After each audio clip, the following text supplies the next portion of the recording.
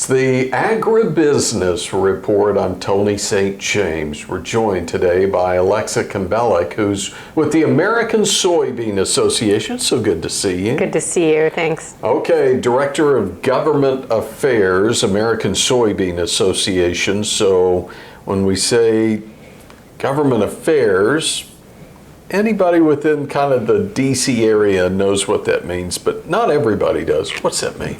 It means that we are the primary advocates for soybean issues here in Washington, D.C., both with members of Congress and the administration. So all of the federal agencies, the White House, and everyone from your representative, your senator, and all the way to the president. Okay, a little background about you. Did you grow up in ag? How did you end up with the American Soybean Association? Well, it's not really the typical soybean story, I don't think. I grew up in Connecticut. I was a city kid, that's for sure, but worked for a long time for members of Congress from Connecticut. And while we don't think of Connecticut as traditionally an agriculture state, there is a variety of different agriculture there. And so was exposed to that, but also exposed to a lot of things related to infrastructure, transportation, and all of the things needed to move agriculture from farm to market. And so after 11 years on the Hill, I ended up here at the American Soybean Association. One of the things we've been eagerly waiting for, anticipating, is something from EPA, part of the Renewable Fuel Standard and the RVO, Renewable Volume Obligations. I know there's more to it than just that. I'm kind of simplifying, but those numbers, are we expecting those anytime soon? And if so, do we have any expectations, any projections?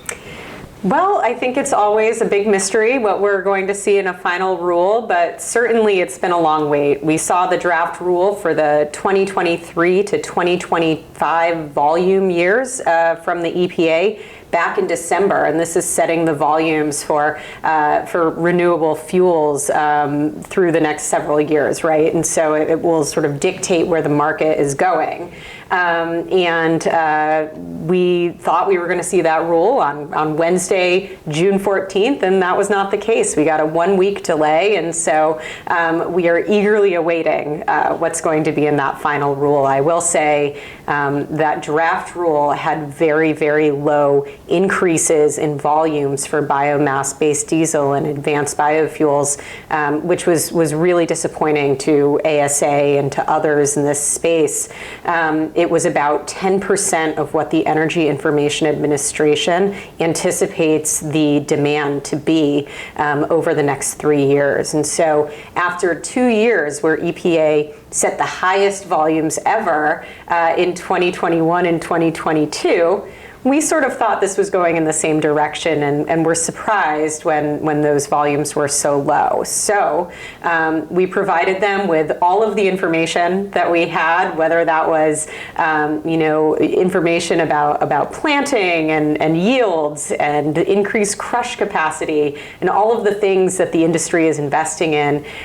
With all of that, we're hopeful that EPA recognizes that there is a demand for more and that their work is going to help move this market in the right direction. So we may not see that level where we would like to see it. We had, as an industry, had requested a 500 million gallon increase every year, which is lower than what the demand is estimated to be. But we're hoping to move the needle in the right direction. And so I guess all eyes are on Wednesday to see what will happen. So I'm glad you explained that. But I have to admit, my mind's just racing off on the future of bio-based fuels.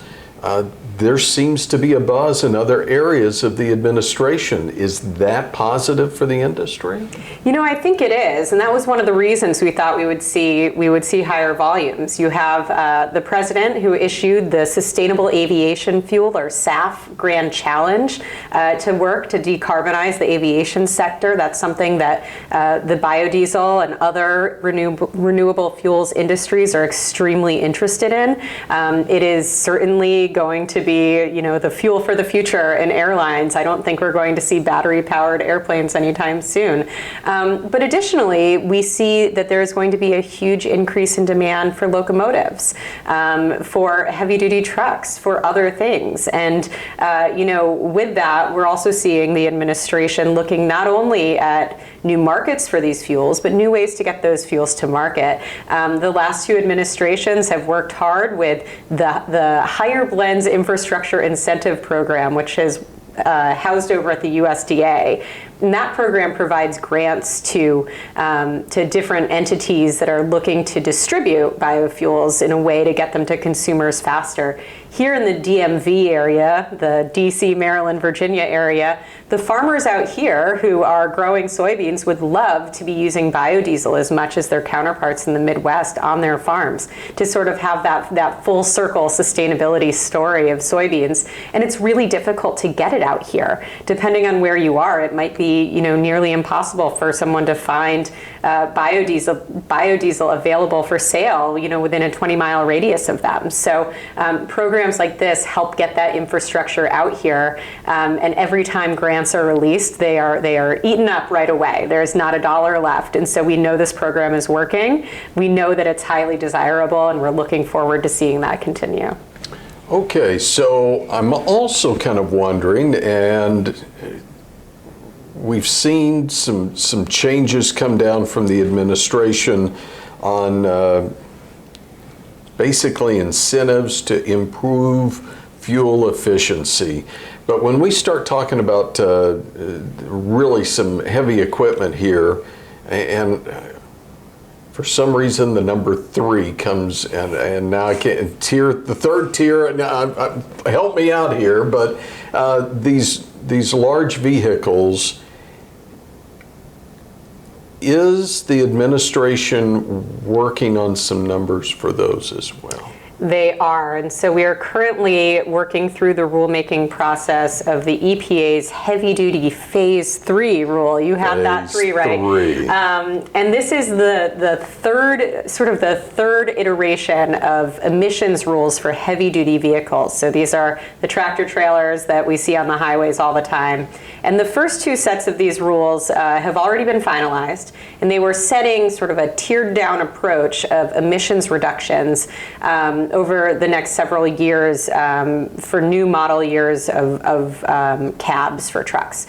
And so this new rule is looking at model years 2027 through 2032 and looking at ways where either new technologies can be adopted to lower those emissions, or there can be other ways to have some reductions there. And I think ASA is really supportive of finding cleaner and greener ways to move our soybeans from point A to point B. And we think we do have the solution with biodiesel and renewable diesel. These are lower carbon fuels, drop-in fuels that can be used in vehicles on the road today that are lowering emissions.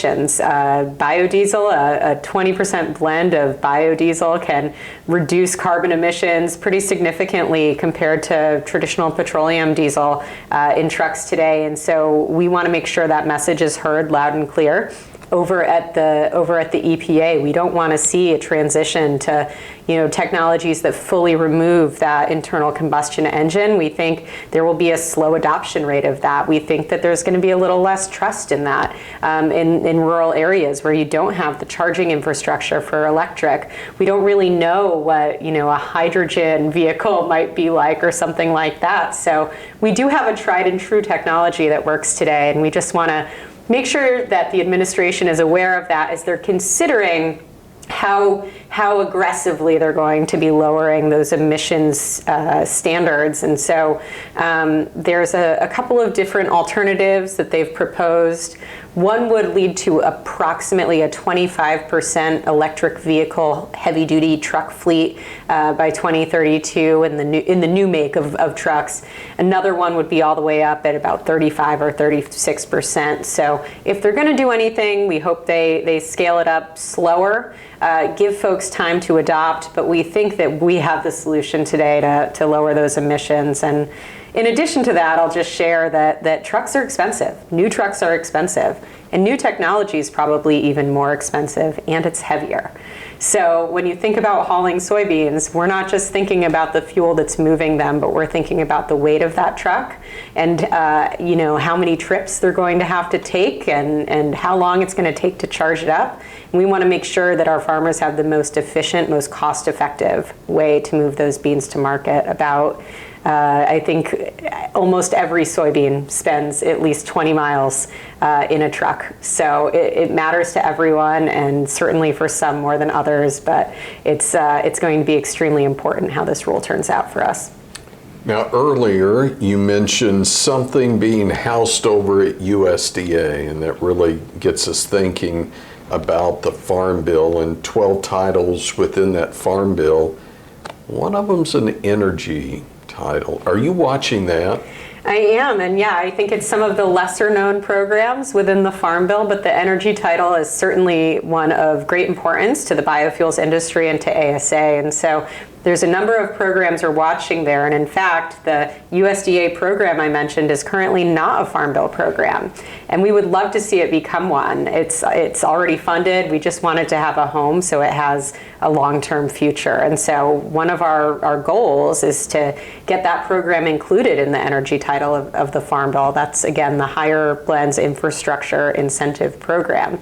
There's a couple of other programs, an Advanced Biofuels Payment Program for some of the smaller refiners in the Midwest that they utilize with getting quarterly payments from USDA. It helps them to ensure that they can keep their businesses running with the ebbs and flows of the price of soybean oil, with some of these wild events we've seen recently, like COVID, right, where you might need to shut down for a few months. And so it provides some certainty to those businesses. It's a relatively small program. I believe it's $7 million a year, which in the grand scheme of things, when you think of the Farm Bill, it's a drop in the bucket. So we hope to see a straight extension of that program. But I'll mention one more, and that is the Bio Preferred program. So this is sort of outside of the energy space, but the Bio Preferred program is that program that sort of identifies products that are made from a bio-based feedstock, right? So there's over 1,000 products that can be made with soybeans that are available today. And this program helps market them.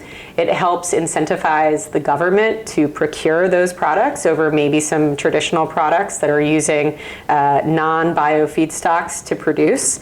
And we think of this as anything from tires to golf balls to sealants you can use on roads and bridges. So it's a really important program, and we hope to see that continued. It's been around for 20 years, not one that many people know about, and we hope that changes through the life of the next Farm Bill. Well, I hate to say it, but I know where quite a few of my golf balls are, but I don't know that they can be used for anything else. They're in a lot of mud, I'm pretty sure. This is so exciting, and we don't think about this so often, but how it ties back into ag and to soybeans. We want to keep up with the work you're doing with ASA. Can we find that online? Sure, yeah. Soygrowers.com is the place to go. That is where you can find all of the things that we're working on here in DC in terms of advocacy for American soybean farmers. And where do you get your marching orders? Do you sit back and just go, well, this is what Alexa thinks we ought to do today? Or does that come from growers?